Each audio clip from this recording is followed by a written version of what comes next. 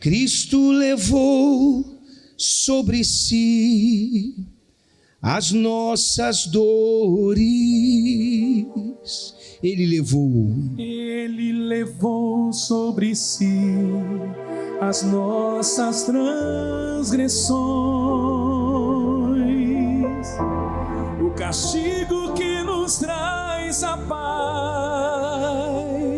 estava sobre ele, e por suas chagas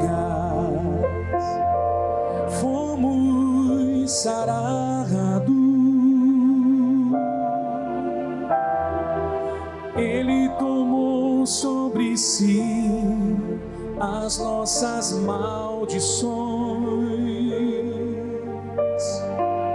Ele sofreu para que tivéssemos perdão.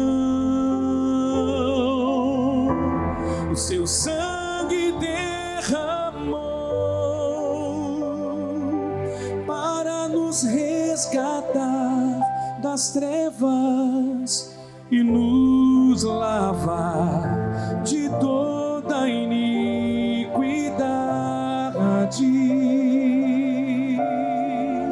Jesus, pão da vida. Jesus,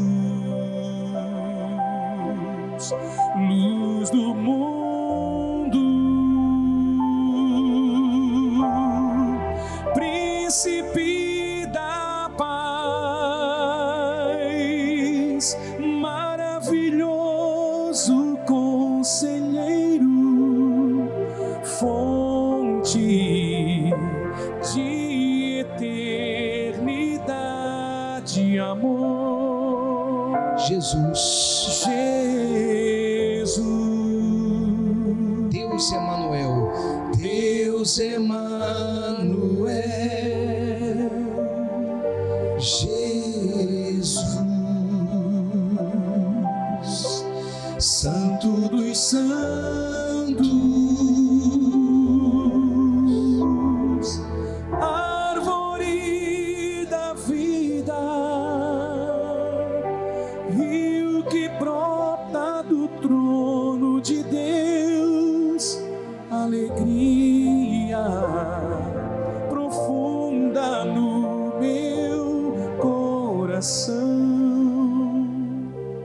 Recebe adoração. amém. Eu queria que preparasse a letra dessa música. Eu queria ler com as pessoas a letra dessa música. Por quê? Por favor, preste atenção. Hoje nós começamos a Semana Santa. O nome já diz, Semana Santa. A palavra santo significa separado. A Semana Santa é uma semana separada de todas as demais semanas do ano. O certo seria, nessa semana, você se dedicar a Deus como nunca. O certo seria você, nessa semana, refletir, pensar nos feitos de Jesus antes dele chegar na cruz. Pensar no que ele fez na cruz. Pensar no propósito. Compreende, sim ou não? Mas você vê que muitas coisas nesse mundo, e por detrás disso está o diabo, muitas coisas tiram esse foco, né? Tiram o foco da Semana Santa, o propósito da Semana Santa, o grande significado da Semana Santa.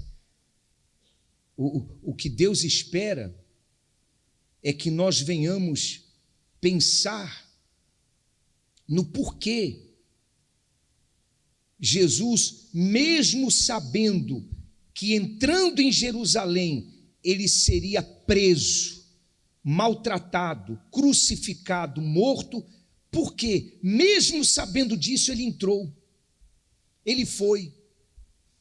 Por quê? É isso que ele quer que você venha pensar. Então, meu conselho é que você venha mergulhar na meditação, por exemplo, no livro de João, Evangelho de João, no final do Evangelho de João, quando fala ali da crucificação, a entrada de Jesus em Jerusalém, medite, mergulhe nisso, pense. A letra dessa canção fala de justiça espiritual. Cristo levou sobre si o que, gente? As nossas dores. A fé em Jesus, ela te dá a cura das enfermidades, das dores. Ele levou sobre si as nossas transgressões. Continua. O castigo que nos traz a paz estava sobre ele, e por suas chagas, suas feridas fomos sarados. Tomou sobre si as nossas maldições, sofreu para que tivéssemos perdão. O sangue foi derramado para nos resgatar da onde?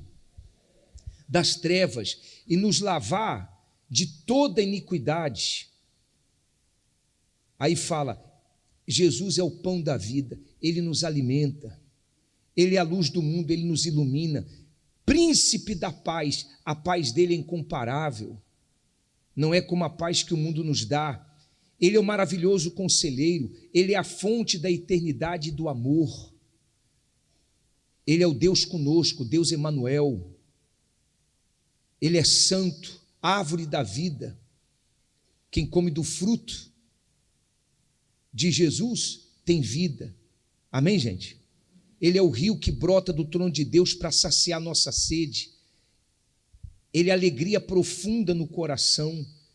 Por isso ele é digno de todo louvor e toda adoração. Amém, gente? Então nós vamos buscar a justiça divina. No mundo em que nós vivemos, quando a pessoa ela precisa julgar alguma causa, ela tem uma demanda para apresentar, ela vai num tribunal, e ali ela apresenta a causa dela para o juiz. Nós vamos apresentar a Deus as nossas causas espirituais e vamos pedir a Deus justiça espiritual. Justiça espiritual. Nós vamos pedir a Deus o batismo com o Espírito Santo, o derramamento do Espírito Santo, porque é promessa. É promessa. Mas para você receber esse batismo, você tem que crer.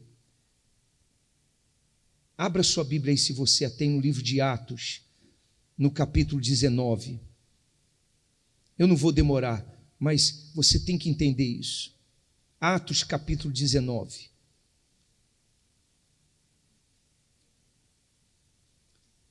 É bom você abrir a Bíblia e marcar, para que você depois continue meditando. Diz assim, olha, versículo 2.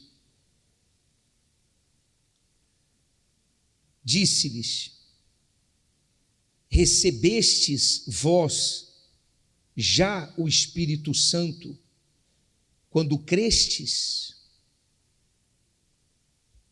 E eles disseram-lhe: nós nem ainda ouvimos que haja o que, gente? Espírito Santo.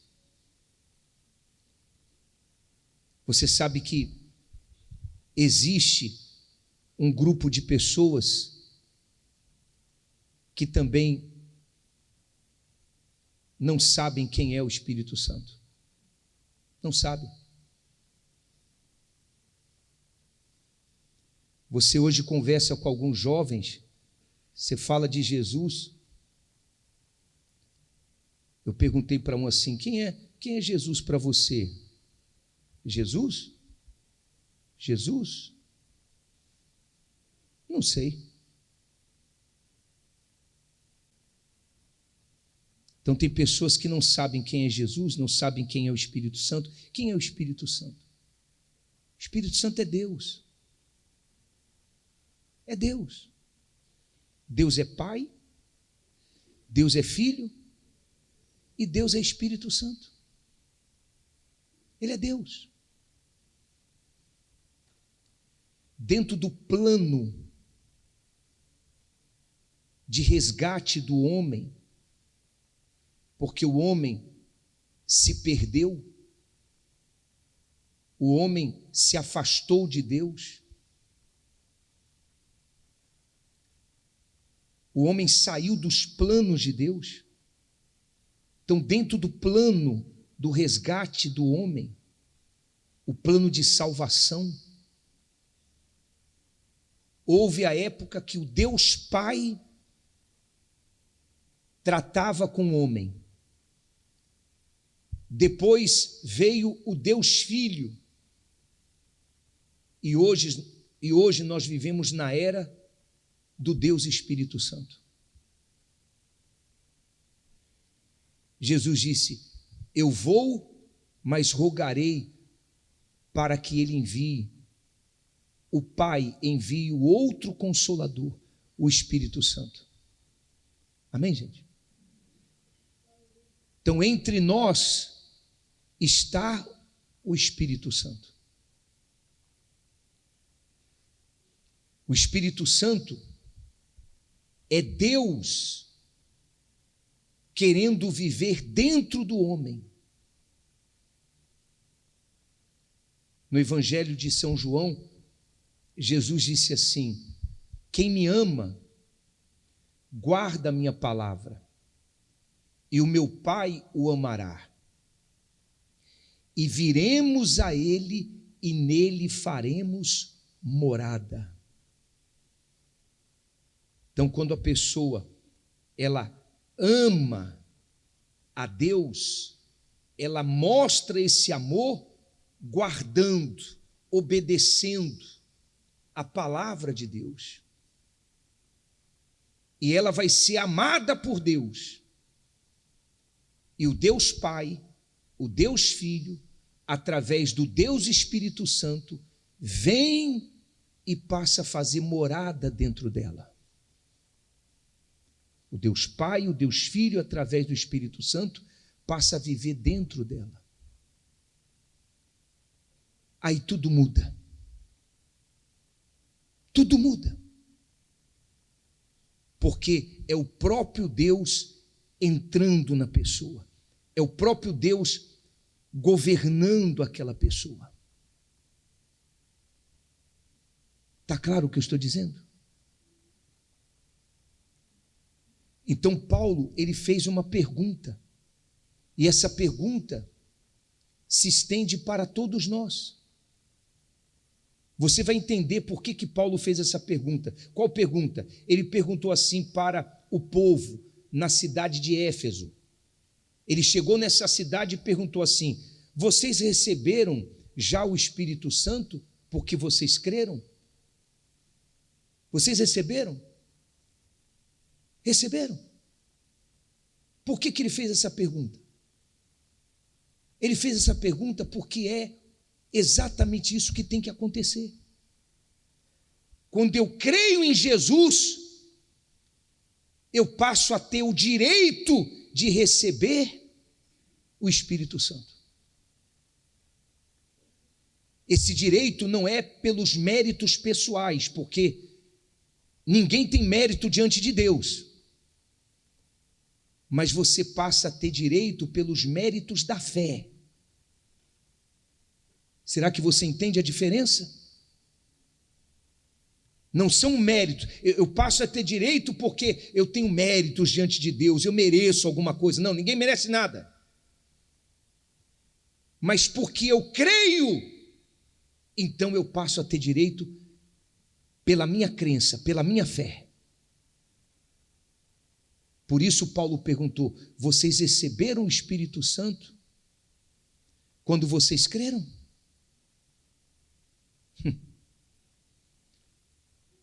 E eles disseram assim: nós nem ouvimos falar de Espírito Santo. Antes de entrar nessa questão, deixa eu só relembrar o que nós temos falado. Existe uma diferença entre crer e acreditar. Acreditar é uma coisa, crer é outra coisa. Quando você busca na raiz do significado dessas palavras, você vê que há diferença. Por exemplo, acreditar é algo que você ainda vai dar crédito. Acreditar. Crer não. Crer é você já estando convicto. É você acreditando. Tem pessoas também que não se entregam a Jesus porque não crê. Acredita. Vem na igreja, gosta da oração, gosta da música. Mas quando a gente fala assim, ó, a palavra diz que você tem que deixar isso. Aí, não é bem assim. Não é bem assim. Só fica namorando, frequentando a igreja, mas não se entrega. Não se entrega, não abandona o pecado, não renuncia à sua vontade. Ô bispo, como tem que ser a minha entrega de vida a Deus? A sua entrega de vida a Deus tem que ser no mesmo modelo da entrega de Jesus por nós na cruz. Jesus renunciou o trono dele de glória. Jesus, mesmo enfrentando dificuldades nesse mundo, ele permaneceu obediente até a morte. Jesus derramou sangue. Sangue é vida. Quando a pessoa se alia com Deus porque ela crê, é esse o tipo de entrega exigido nessa aliança. Derramar a vida. Vocês compreenderam ou não? É você se render. É você dizer assim, ó: Senhor, eu tenho sonhos.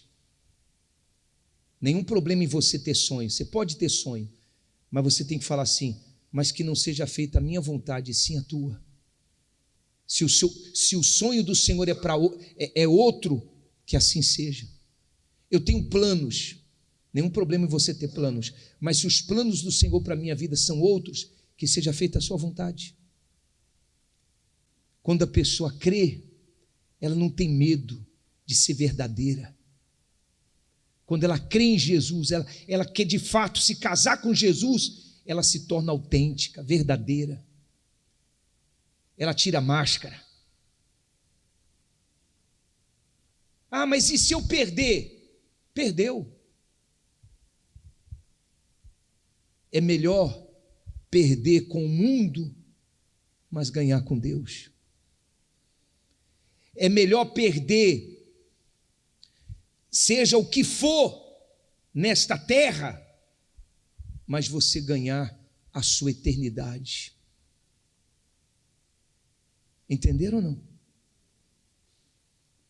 Inclusive, a entrega dos apóstolos era assim. Eles não iam para a igreja para buscar a cura, para buscar a bênção da família. Nenhum problema com isso. Nenhum problema. A gente tem que apresentar nossas necessidades a Deus, nenhum problema. Mas eles não iam como esse propósito principal. O propósito principal deles irem na igreja era para buscar Jesus, buscar Deus, buscar o Espírito Santo. Eles queriam Deus. Eles eram perseguidos por esse motivo. Eles eram presos por esse motivo. Falavam para eles assim: se vocês continuarem falando desse Jesus, vocês vão morrer. eles diziam: pode matar, pode matar, porque Jesus disse que eu vou ressuscitar e eu creio. Eles diziam assim: é melhor antes obedecer a Deus ou a homens? A gente vai continuar obedecendo a Deus. Olha a fé, olha o tipo de entrega, olha a crença. Mas o que nós vemos hoje, infelizmente, é uma crença fajuta. É o acreditar, não crer. Fique de pé, por favor, pessoal.